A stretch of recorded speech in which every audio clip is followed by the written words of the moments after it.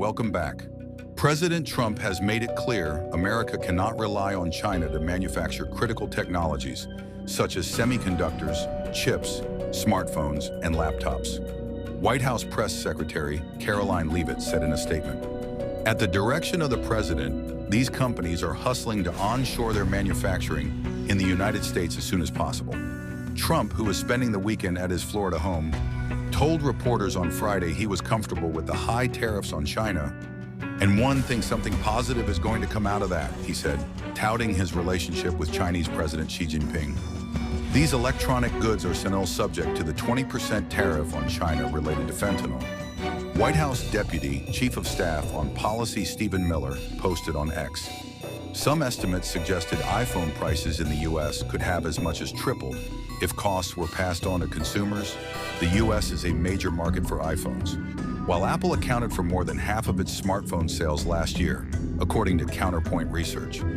It says as much as 80% of Apple's iPhones intended for U.S. sale are made in China, with the remaining 20% made in India. Like its fellow smartphone giant Samsung, Apple has been trying to diversify its supply chains to avoid an over-reliance on China. In recent years, India and Vietnam emerged as front-runners for additional manufacturing hubs. As the tariffs took effect, Apple reportedly looked to speed up and increase its production of India-produced devices. In recent days, Trump had planned for a host of steep tariffs on countries around the world to take effect this week.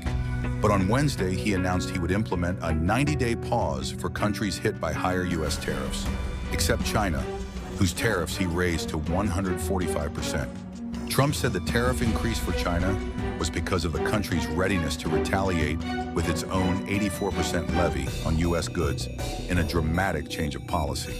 Trump said all countries that had not retaliated against U.S. tariffs would receive the reprieve and only face a blanket tariff of 10% until July.